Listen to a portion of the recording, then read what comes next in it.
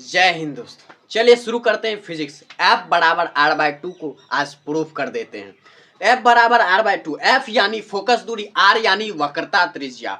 तो F बराबर r/2 यानी फोकस दूरी वक्रता त्रिज्या की आधी होती है। चलिए आज इसको हम खत्म कर देते हैं, इसको प्रूफ कर देते हैं।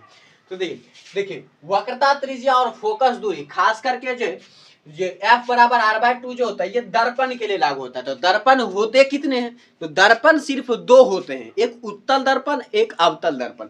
तो आपसे कभी भी किसी भी दर्पण के लिए पूछा जा सकता है कि अवतल दर्पण में साबित कीजिए F बराबर r/2, या उत्तल दर्पण में कहा जा सकता है कि उत्तल दर्पण में साबित कीजिए F बराबर r/2।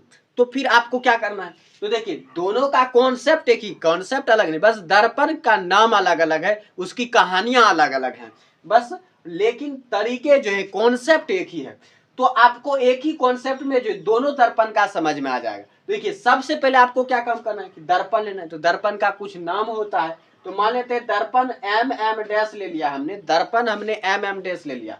अब देखिए अवतल दर्पण में क्या है कि देखिए सबसे पहले दर्पण की जो कहानी शुरू होती है किरण से, कि किरण आना चाहिए, प्रतिबिंब बनना चाहिए, उसके बाद ही हम दर्पण के बारे में कुछ कह सकते हैं। तो यानी आपतित किरण। तो देखिए किसी भी दर्पण में चाहे उत्तल हो या अवतल, अवतल दर्पण में जो है या उत्तल दर्पण में आपतित किरण हमेशा पॉजिटिव वे में होती है, यानी धनात्मक होती है, प्लस में। इधर भी देखिए ये प्लस है, इधर भी ये प्लस है। तो ये जो है हमेशा जो है आपतित किरण प्लस में चलती है। तो देखिए जब आपतित किरण प्रधान अक्ष के समांतर आएंगे, देखिए प्रधान अक्ष ये जो P से जो रेखा गई है यह है प्रधान अक्ष। तो प्रधान अक्ष से जो रेखा गई, चाहे उत्तल दर्पण चाहे अवतल दर्पण, तो प्रधान अक्ष से अगर कोई भी रेखा समांतर आती है, रेखा या किरण, तो प्रधान अक्ष से समांतर अगर कोई भी किरण आती है तो वो जो है मुड़ जाती है। तो वो मुड़ती है कैसे? तो फोकस से होके मुड़ती है। कोई भी किरण अगर अनंत से आएगी समांतर प्रधान अक्ष के, तो वो फोकस से होके मुड़ जाएगी। यहाँ पर भी देखिए ये किरण आई तो और फोकस से होकर गुजर गई, ये देखिए फोकस से होकर गुजर गई। चूंकि ये उत्तल दर्पण है तो आभासी प्रतिबिंब बन रहा है, इसीलिए हमने ये डॉट डॉट दिया। तो फोकस से होकर देखिए ये गुजर गया, ये जो फोकस से होकर गुजर गया। यहाँ पर भी देखिए AM किरण जो समांतर आई प्रधान अक्ष के और F से जो होकर गुजर गई, फोकस से होकर के गुजर गई। तो ये रूल है कि समांतर आती प्रकाश की किरणें जो है प्रधान अक्ष के समांतर आती प्रकाश की किरणें फोकस से होकर ही गुजरती हैं। तो गुजर गई। उसके बाद देखिए क्या हुआ कि हमने C और M को मिला दिया। तो C और M को जो मिलाया हमने, तो C और M को जब हम मिलाते हैं तो इससे पॉइंट क्या हो जाता है कि देखिए C और M को जब हम मिलाते हैं तो ये अभिलंब बन जाता है। C और M जो अभिलंब बन जाता है और ये जो है यहाँ पर दो भाग में कोण बढ़ जाता है, एक हो जाता है I कोण और दूसरा हो जाता है R कोण, यानी आपतन कोण और परावर्तन कोण। और परावर्तन के नियम से हम जानते हैं कि आपतन और परावर्तन कोण दोनों बराबर होते हैं। हमने दोनों को मान लिया थीटा, थीटा बराबर थीटा। तो देखिए अब बहिष्कोण पर में क्या कहता है। सबसे पहले तो देखिए बहिष्कोण पर में समझते हैं कि बहिष्कोण पर में क्या होता है। कि जैसे देखिए ये एक त्रिभुज है, मान लीजिए हम ABC त्रिभुज है, इसमें ये A कोण है, ये B कोण है और ये C कोण है, C कोण है, और हमको निकालना है ये D कोण। हमको चाहिए D का मान। तो D देखिए त्रिभुज से बाहर है, D क्या है? त्रिभुज से बाहर। तो त्रिभुज का अगर बाहर वाला कोण कोई निकालना है तो उससे रिलेटेड जो कोण है त्रिभुज के अंदर उसको छोड़ के बाकी दो कोण को जोड़ दीजिए। तो A और B इससे जुड़ा हुआ नहीं है, D कौन से जुड़ा हुआ नहीं, D कौन से कौन जुड़ा हुआ, C कौन जुड़ा हुआ, इसको छोड़ देना है, बाकी को जोड़ देना है। तो D बराबर हो जाएगा A प्लस B, D बराबर A प्लस B। ये कहते हैं बहिष्कोण पर में, यानी त्रिभुज के बाहर का जो कोण है उसके अंदर के जो दो विपरीत वाले जो भुजा के जो समीप जो कोण है उसके योग के बराबर होता है। तो D बराबर हो जाएगा A प्लस B।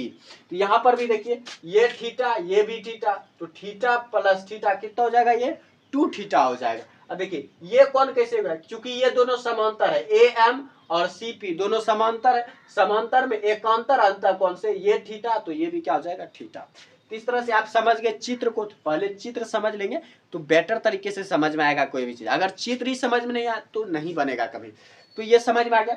उसके बाद चलते अब चित्र से देखिए हमने tan थीटा लिया, तो tan थीटा बराबर क्या होता है, लंब बटे आधार, लंब बटे आधार। तो देखिए लंब क्या है tan थीटा के लिए m क्यू बटे c क्यू, थीटा के लिए जो है एम क्यू, थीटा के लिए लंब है एम क्यू और आधार है सी क्यू। तो ये हो गया टेन थीटा बराबर एम क्यू बटे सी क्यू। फिर देखिए टू थीटा के लिए हो जाएगा एम क्यू बटे एफ क्यू, एम क्यू बटे एफ क्यू। तो टी टेन टू थीटा बराबर एम क्यू बटे एफ क्यू। अब मान लेते हैं थीटा बहुत कम मान है, नगण्य के बराबर है, यानी थीटा अगर न के बराबर हो जाए तो टेन थीटा का भी मान जो है बहुत कम निकलेगा। तो टेन थीटा भी लगभग जो है थीटे का ही बराबर हो जाएगा।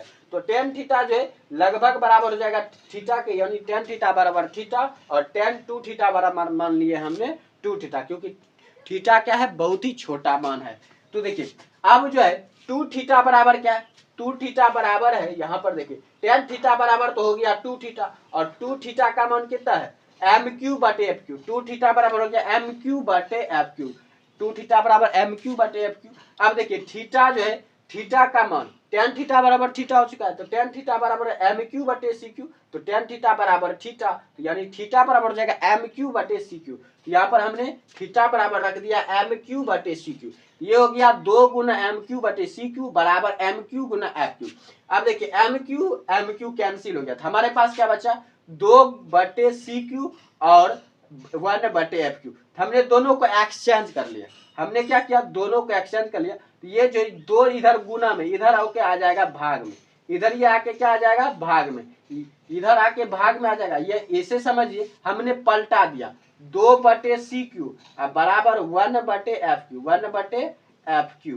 तो देखिए इसको पलटा देंगे तो ये हो जाएगा सी क्यू बटे 2 और 1 बटे एफ क्यू पलट जाएगा तो ये हो जाएगा एफ क्यू बटे 1। तो नीचे में बटे 1 का कोई मतलब नहीं, तो एफ क्यू बराबर हो गया सी क्यू बटे 2, एफ क्यू बराबर सी क्यू बटे 2। इस तरह से हमको मान निकल गया। अब देखिए मान लेते हैं क्यू और पी बहुत ही नजदीक है, क्यू और पी यहाँ पर देखिए ये क्यू है ये पी है, दोनों में कुछ दूरियां हैं लेकिन मान लेंगे लगभग ये दोनों बराबर, क्योंकि मान लेते हैं एक समय ऐसा आता है कि आपतित किरण यहाँ नहीं है, आपतित किरण यहाँ पे परावर्तित होती है, यहाँ पर परावर्तित हो गया और कभी मान लेते हैं कि प्रधान अक्ष के ही बराबर चली जाएगी, प्रधान अक्ष पर ही, तो तब तो P और Q बराबर हो जाएगा। तो Q और P अगर बहुत ही नजदीक है तो दोनों बराबर हो जाएगा, यानी एफ क्यू बराबर हो जाएगा एफ पी। और एफ पी है क्या फोकस दूरी, और एफ पी फोकस दूरी है, फोकस दूरी को छोटी एफ से सूचित करते हैं। सी क्यू बराबर हो जाएगा सी पी, सी पी क्या है वक्रता त्रिज्या, और वक्रता त्रिज्या को आर से सूचित करते हैं।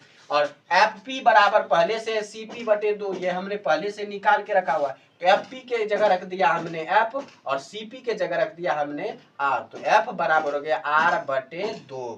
इस तरह से आपको समझ में आ गया होगा। कोई भी डाउट रह गया तो क्लियर कर लीजिएगा, कमेंट सेक्शन में बता दीजिएगा।